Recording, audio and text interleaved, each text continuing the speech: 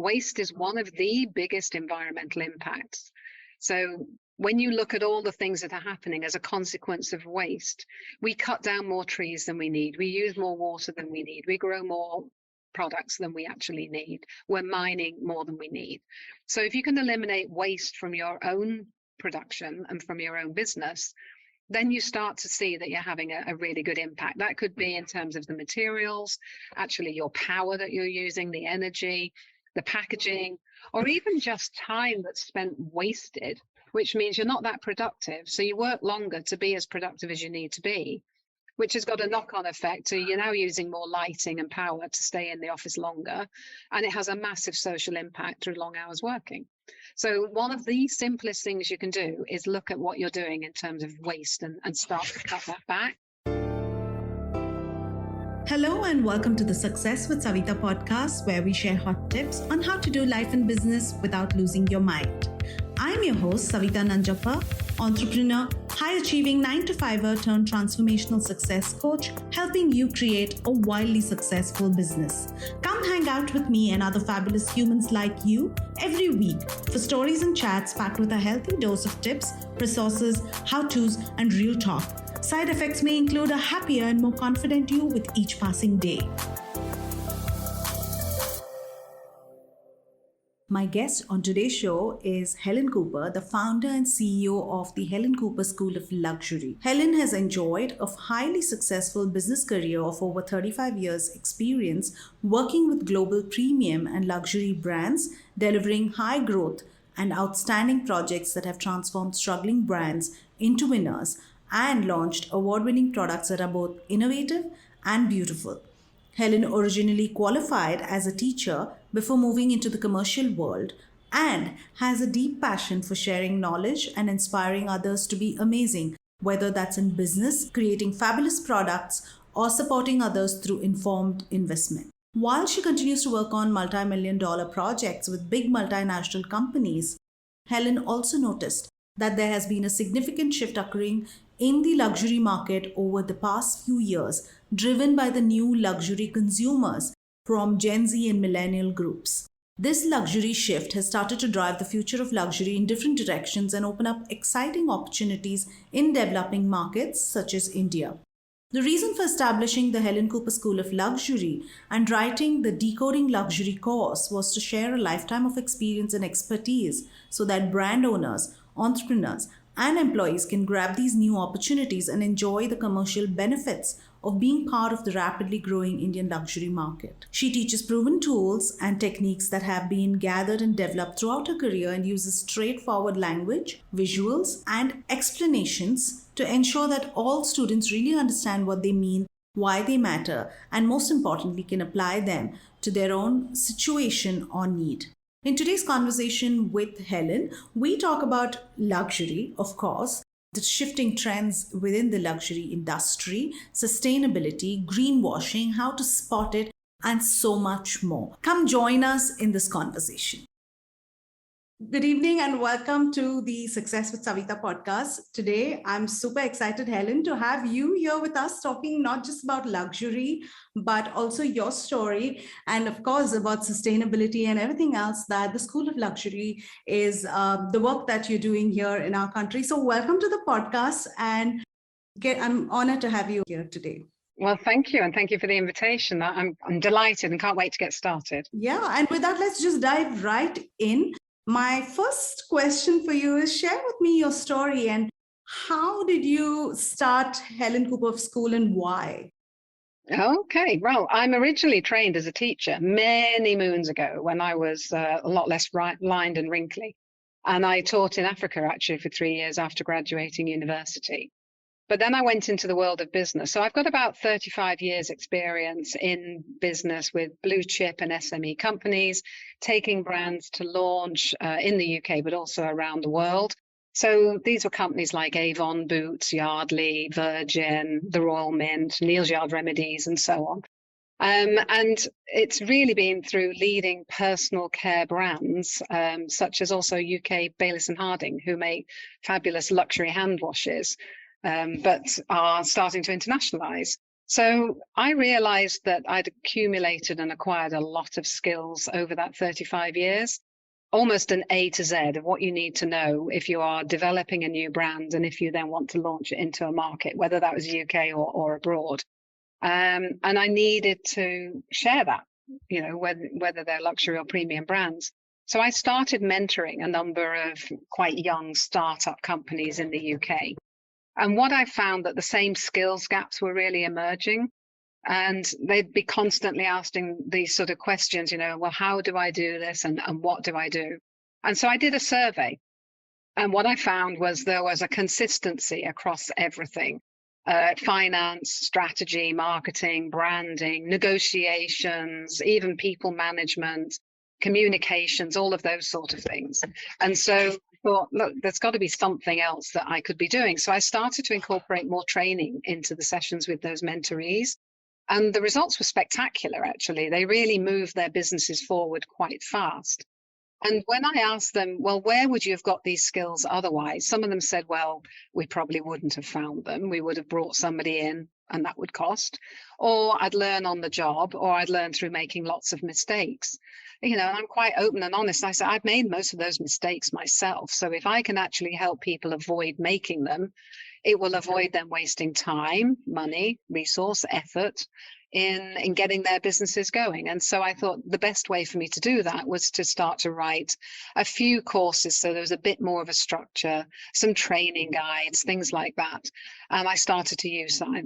And I realized that a skills-based training was an opportunity. And so we went from having essentially 5 courses and 2 or 3 training guides to now having 15 courses, I think 13 workshops and 8 training guides, which will cover all of the key skills that an entrepreneur is going to need.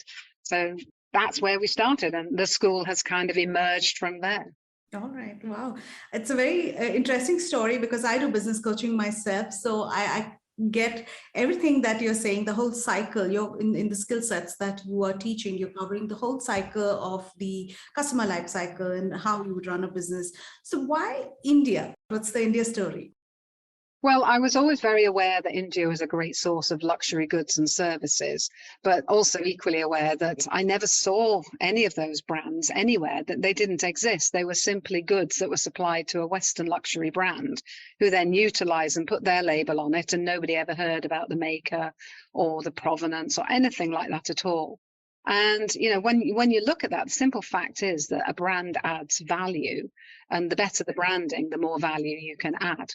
And so that skill gap of being able to brand very effectively was very clear to me. If I look at India, it's got some of, the well-renowned universities and colleges that are teaching the conventional luxury branding type courses. But the problem that I've got with that is that ultimately they don't teach the practical skills. And so our strapline is we'll show you how. So you might get a theoretical knowledge, but actually you need to know how to apply it. And so for me, India has that huge opportunity to be able to take not only its reputation and culture as a producer, but also the growing consumer market that's looking for luxury across a wider variety of products, and actually start to build something which is a uniqueness for India. And so that's the gap I decided to fill. And we are so glad to have you here doing this. But I now want to go into luxury. You spend so much time with all these amazing brands, building these brands. What have you seen or what have you observed in the luxury market post-COVID? Are there some trends, changes that you're seeing, or is it business back to usual? Yeah, it's been an interesting time, hasn't it, for everything and everybody.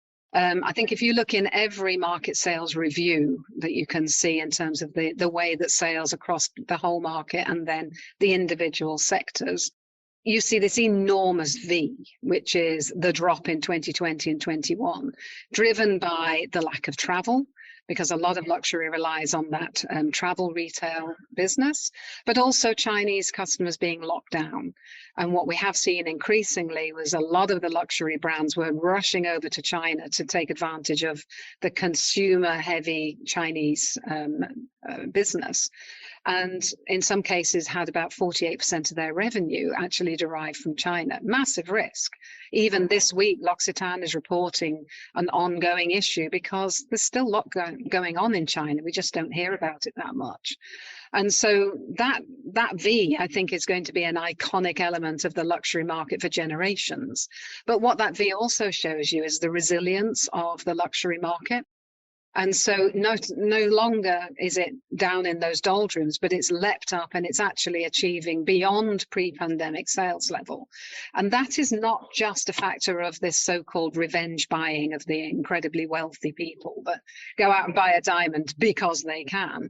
Actually, it's about the consumer who is more discerning and wants to have higher quality, well-designed, well-made goods, and potentially is prepared to save a little bit and to wait until they can get it, because they're not going to compromise and actually buy something of a lesser quality. That's not in their psyche at all. They will wait.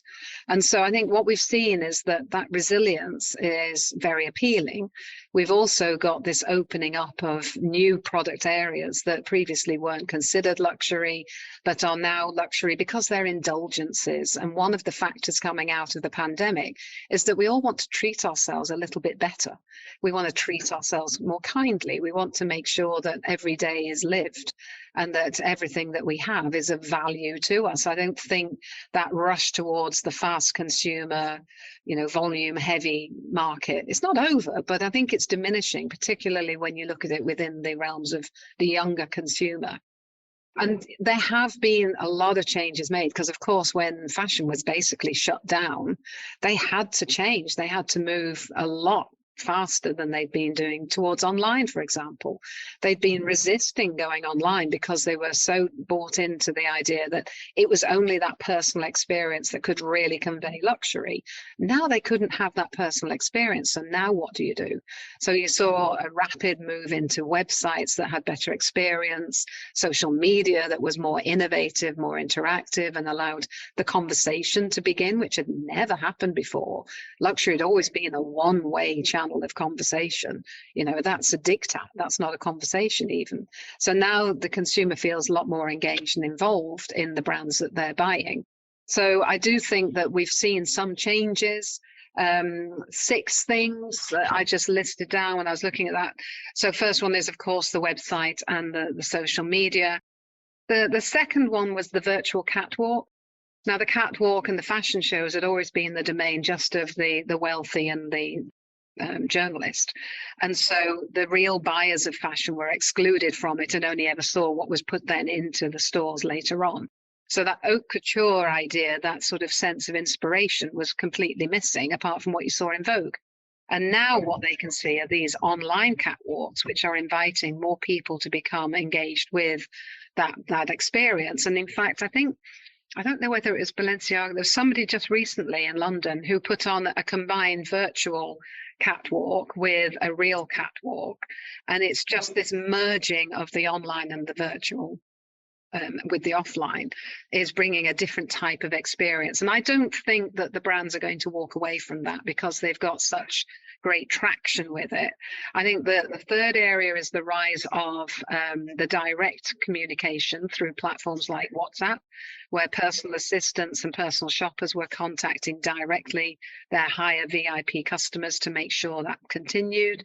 That still goes on. The in-home try before you buy that was safe and actually had people who were, they knew that clothing had been carefully cleaned after the last try on. It was a curated selection. So the boutique came to your home. That's a service that some of the better brands are continuing to use because not everybody still is going into the shops. There's still that reticence in different parts of the world. The rapid expansion of metaverse. I defy anybody to know a lot about that because it's constantly changing. And in fact, we include that as part of our Fundamentals of Luxury course, just so that you get a rough idea of what this could look like. You know, the NFTs, what does virtual ownership actually mean? It's fundamentally different. And I think that's moved them on, because luxury needed to be seen as innovators, and they're doing this innovation now through technology because it gets them really noticed. But also the new younger customer is existing in virtual worlds. And so that's where they expect to find their luxury brands. And then the final thing is the increased popularity of channels like YouTube, that used to be only for a DIY male predominantly audience. And now they're becoming the location for brands to tell their stories and to show how products are made and actually engage with the consumers. Because frankly, during lockdown, they were bored and they had nothing else to watch or to look at, so they could consume this longer form content. So it's very different. It's a different world now, and I don't think it's going to go back completely to where it was. Yeah. Wow. I mean, you've broken that down really well, really insightful. And I think it's quite fascinating. And I'm really excited to see where all of this is going and how it's going to evolve. Although I would like some revenge buying myself. But yeah. Now I want to talk about, one of the things you talk about as well is sustainability. And, sometimes it feels like a buzzword. Everybody's talking about it, but really, how do you make a brand sustainable? There are different ways, but I think because it's so broad, let me keep it to, a brand which is a service or a lifestyle kind of product. How do you make it sustainable? And what are some easy ways, low-hanging fruits that we are missing that we could, incorporate right now? Yeah, well, sustainability is something that I'm really passionate about. And I just think, the three reasons around that. Basically, luxury has a responsibility to lead the way. You cascade down. You don't go up from the base, because that's called evaporation, quite frankly, and it's lost by the time it gets into the air. So you need luxury to be taking a lead. They need to almost give the justification for the higher prices that they're charging. They need permission now for that. And they are, I think, quite neglectful in their use of that. They're not doing it honestly. They're not doing it authentically. They've got huge financial resources and influence, and yet it's not being used appropriately. So I think, luxury needs to start stepping up. The other one is that sustainability for any brand is no longer an option. It's something which, quite frankly, has got to be considered. Brands need to help the consumer to live as sustainably as they want to. If the brand is not producing the right products, then how can the consumer have any impact? Absolutely nil. So we do need to see that businesses of all levels, all types, step up. And then the third one is, I really think that India itself is experiencing the consequences of climate change and social non-sustainable ways of working. And so you've got that on the doorstep. So why not be elevating this as a conversation and making it something which could be a point of difference? I personally do feel, and this is my big, hairy goal, and it may not be in my lifetime. I have no idea. You never know how fast things turn. But I honestly see India being the global center for sustainable luxury production and brands of the future. It has that potential, but everybody has to start stepping up now to do something. So, as the premier green school in India, sustainability is at the core. So we teach that a lot in all of our courses. We are bringing tips, but also inspiration. And ideas that people might be wanting to integrate.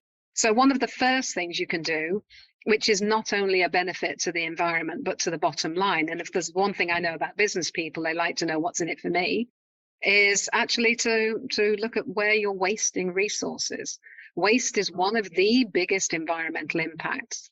So when you look at all the things that are happening as a consequence of waste, we cut down more trees than we need. We use more water than we need. We grow more products than we actually need. We're mining more than we need. So if you can eliminate waste from your own production and from your own business, then you start to see that you're having a really good impact. That could be in terms of the materials, actually your power that you're using, the energy, the packaging, or even just time that's spent wasted, which means you're not that productive. So you work longer to be as productive as you need to be. which has got a knock-on effect. So you're now using more lighting and power to stay in the office longer, and it has a massive social impact through long hours working. So one of the simplest things you can do is look at what you're doing in terms of waste and start to cut that back. The second way is to start asking questions of your own suppliers. So go back to them and ask where they're getting the products and the materials that you're buying from them. How are they sourcing them? How are they making them? And also, I always suggest an in-person audit. Go further down the supply chain, not only to your supplier's site, but to the site of the raw materials, and see if you see unfair practices. As the customer, you have the right to do it. And actually, we need to start stepping up and pushing forward greater change. And the third one, I would say, is probably around using your own consumer power. Brands exist and businesses exist because they have people that buy their products. If you start asking the questions and you're being more demanding and more searching of how they're being more sustainable, then they will have to react, because I think we always underestimate the power of the purse. But it's the thing that really is going to move the needle much faster when businesses start to see a drop off in their sales for these reasons. So those are the three things I would say for a business. Yeah, and they are really easy things to do.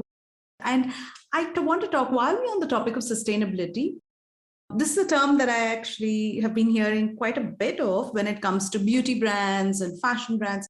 Like, everybody is dropping, like I said earlier, the buzzword is sustainable. So, if you see any website or say sustainably made, or, the word is used. But what is greenwashing? Because greenwashing is the opposite of being sustainable, or just like you're labeling. What are some ways to spot it, if you could share, like? Yeah, absolutely. Well, greenwashing, its simplest definition is that it is a deliberate policy, action, decision that's made by a brand or a company to give the consumer the perception, the idea that they are engaged in much greater levels of sustainability than are actually true, and that are delivering results. That's the simple definition of it.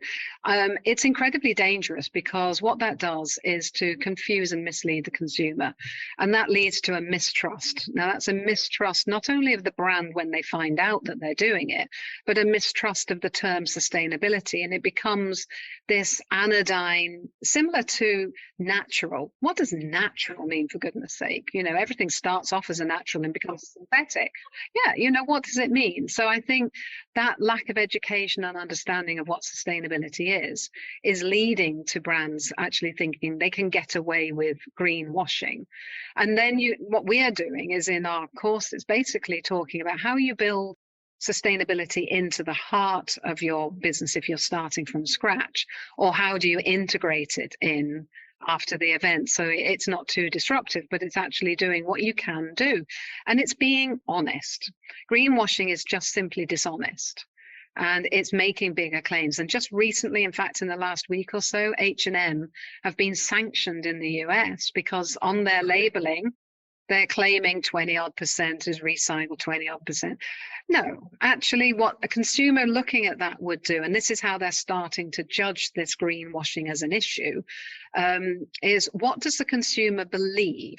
What are they reading between the gaps of what you're not saying? If what you're saying is implying that actually most of what you do is going to be from recycled source, but a small amount really is, or actually you are sourcing it from ethical sources completely, but actually only a tiny percent is, or renewable sourcing, how are you getting it? These are all things that are the basis of greenwashing. But you also have the opposite of greenwashing, which is green hushing. And green hushing is where businesses are really, really trying to do the right thing, but they're so afraid of being accused of greenwashing that they're not telling anybody. And that's equally bad, because now you're concealing the brands that actually are doing something good and could get a real competitive advantage by honestly and authentically doing that. So it has this very undermining, divisive kind of approach to it. And I'm glad to see that some of these brands are no longer getting away with it, but we got to call them out. Otherwise, they will continue to do it. Yeah. And then what happens is the consumer stops believing anyone is really sustainable. sustainable. So then you're like, okay, I mean, I'm trying, but nobody is ethical. So why should I be? And the sad thing is that the brands will then move on to the next PR story, and sustainability is left in rags when actually it is the most important thing. So, having a sustainable business is not about just being for good and for purpose, but actually you make profit. Because if you don't have a sustainable, profitable business, you're going to be out of business and can't do any good for anyone. Like what you hear so far? Make sure you never miss a show by clicking the subscribe button now. Stay tuned as we take a quick break, and we'll see you on the other side of the show. Yeah. That's a lot of food for thought. And I can see you're really passionate about this as well. And now I want to talk about luxury as well, because I think greenwashing is a new word I have picked up. I didn't know that existed. So I'm learning so much in this conversation. And coming to luxury, right? What makes in a broad sense, what makes a brand mass market? I mean, you and me kind of know, but what really defines a luxury brand? What is it that I need to have in place before I can say, hey, you know what? I make a luxury brand. Well, luxury historically has always had sort of 6 criteria, including things like the price. Price was always seen as being the thing that you've got to be high price to be considered luxury. Well, there's some high price things I wouldn't consider luxury. It's got to be something which is quite rare. And yet, when we look at the big luxury brands, how can I consider anything that I can buy identically in New York, Singapore, Hong Kong, or London to be rare? It isn't. It's just they're controlling distribution. But extraordinariness is the thing that is the most difficult thing to define. And it's something when you look at it, you just go, oh, wow. That is something else. That is something I've never, ever seen before.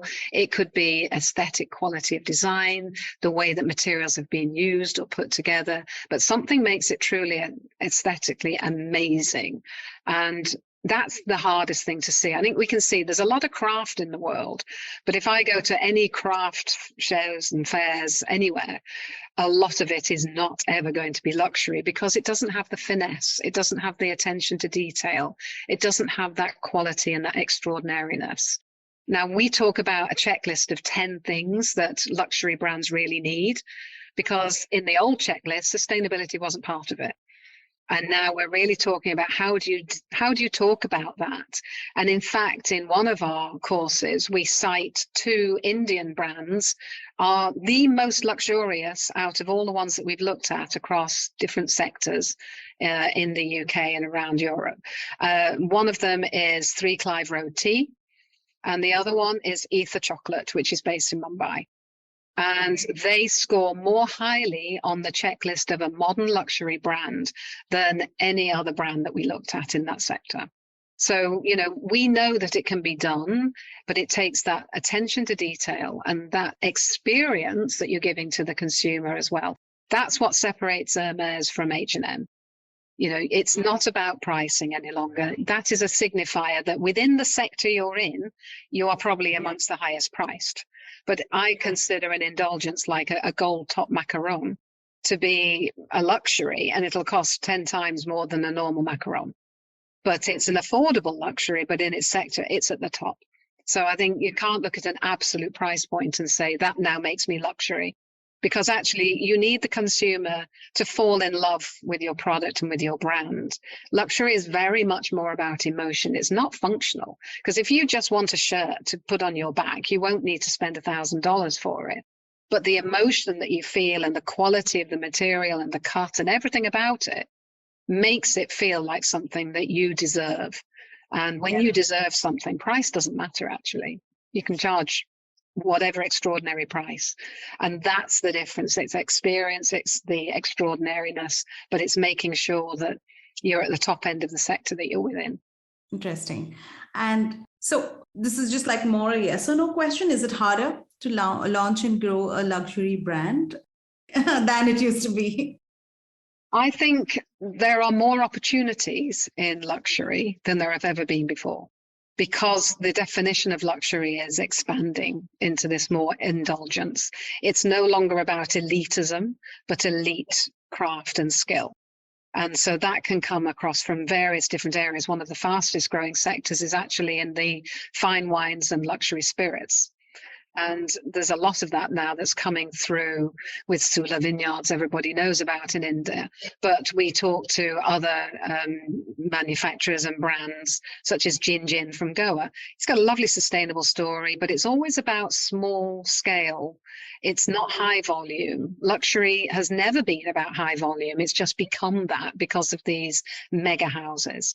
So I think it is probably easier to launch a luxury brand now, but you need to know what you're doing. And what, in your opinion, should I know as a business owner if I decide, hey, I want to launch a luxury brand?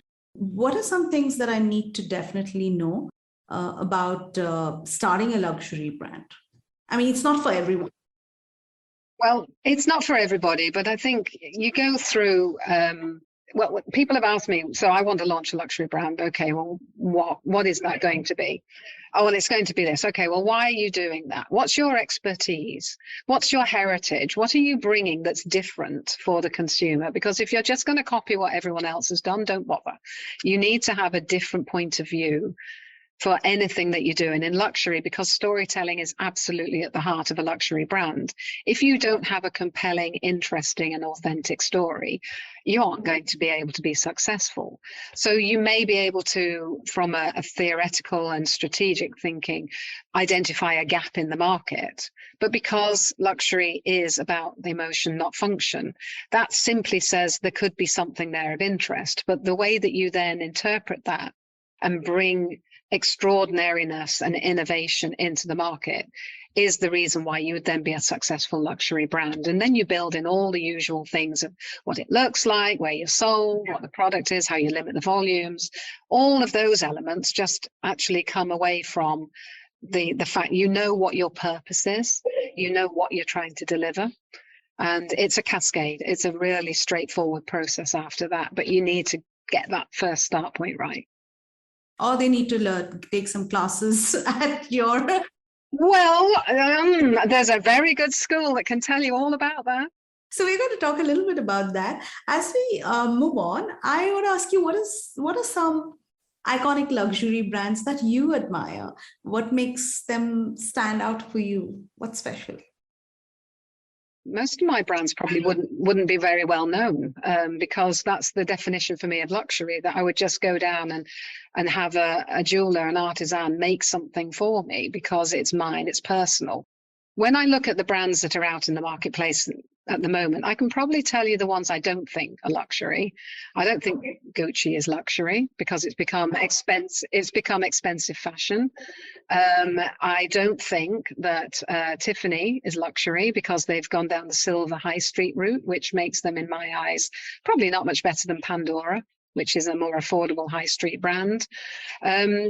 I think that the likes of Hermes are luxury because they've been true to their story, and they are, it's not a high volume brand. It's something which is a real treasure still, whether you're buying into their bags or their scarves. It's something which has got that rarity value. And, those would be the main ones for me. And then you start to look at alcohols, and they come from really small distilleries, and they are very special. And it could cost you quite a few £1,000s to buy an aged whiskey from them, for example, like Macallan's. So yeah, it's easier for me to spot the ones who are no longer what I consider luxury, and that's kind of heresy to anybody that thinks, oh, luxury is all Gucci and so on. I'm not sure. Yeah. And also what I hear you say is, when people think luxury, it's not just what you wear. It's not just fashion. It's lifestyle. There's so much to it, right? It's your home. It's your artifacts, it's your painting. It's maybe even, the plants, the drink that you're having, the food that you're eating. Everything is considered in luxury. It's not something you just buy. It's a considered purchase because it's expensive, but also it has a particular place that you want it to play in your life. And the same with services. India's fabulous at luxury service. And so you've got, both the heritage areas of Taj, for example, but you've got new luxury centers like the JW Marriott up at Missouri, who is fabulously into sustainability, but the experience that you get there is truly luxury. So it's looking at how you can bring the customer to the forefront again of what you do, rather than it being all about the brand. It's if you're not customer centric, you cannot be luxury. It's as simple as that. I'm loving this conversation. I still have so many questions to ask you, but I'm not going to hold you down. I have a couple of more questions about you. Tell me what a day in your life looks like. Well, because most of the year I am currently based in the UK. I deal with the time zone of 4.5 hours at the moment between myself and the team in Mumbai. So first thing in the morning, it will be responding to any of the early morning issues, requests, ideas that come through from all of them in WhatsApp and emails and everything else. And then I'll start to be talking to other guys like yourself, so promoting the school, but also doing short videos so that we're talking about the courses in their own right. We'll be looking at where are we missing something in our portfolio, so developing that, working with our graphic designer to make sure that the whole look and feel is right. But it's constantly looking and reading about luxury and seeing, okay, we need to share this information. Let's build this into the course, because a course or a piece of learning can never be static. It's always got to remain updated. It's got to be something you've gone from a base point, but the conversation and the value that we bring on our courses is that everything is tutor taught, whether that is, through a webinar or whether that's actually offline and doing walking workshops. It's all about their knowledge and what they're accumulating all the time. So the value that we bring isn't just our own previous experience, but it's our constant updating of knowledge. That means that we're giving the latest information to all of our students. So they are ahead of the game, because most people aren't doing that. Okay. And then work keeps you busy. What do you do when you're not working? I play golf. Yes, I play golf, which does mean I have to disappear for half a day usually, but I'm now known as the longest driver in the whole of the women's club, which is a bit worrying, because now they're going to have to nobble me, I think. But I also have a dog. We got him last year, and he's a very cute spaniel, normally puts an appearance in on videos. And so I take him out for walks every day, and I love walking, getting fit, and then preparing for my next trip to India, which is on the 17th of August. Yes, I hear that. With that, just one piece of advice or a mantra that you follow when times are tough for our audience. Be resilient, because you're right. Okay, I like it. And I do want to ask you about the School of Luxury. Who is it for? How do people find you? Of course, we're going to share all the links with this episode. Who is it for? And, what's their takeaway when they do some of these programs? Well, we've got quite a clear divide, really, that's emerged in the last 6-7 months. The first one is business owners, and business owners who want to understand how to either upscale their own brand, so that just doing one thing might just make the big difference. I shared with you earlier the 3 ideas around sustainability. That can still work. So teaching them different ideas, teaching them how to identify their luxury consumers and go after them, and how do you consistently do that? How do you deliver a luxury brand experience? What's the customer journeys? All of these sort of things actually help to elevate each touch point within a brand. And then we also have employees or potential employees who want to go into luxury, but they're coming out either from an unrelated degree course, or they're coming out of one of these luxury branding courses, but really aren't useful to any business. So we want to make them useful and then give them the right start in their career. So we work with India's leading recruiting partner for premium and luxury brands. And we've developed a program which is called Get Ready for a Career in Luxury. And so we take them through 5 different areas: fundamentals of luxury, the metaverse, and so on, how to pick pick the right employer, so matching your values and purpose to luxury employers and brands, how you can personally brand yourself to be more suitable for a luxury role. We then have got sector inductions in 3 areas. They choose one. It's luxury fashion retail, super premium beauty, which I teach, or luxury car retail. And then we pass them to our recruitment partner that is preparing them for an interview, and we guarantee a job interview to those who pass the first 4 parts.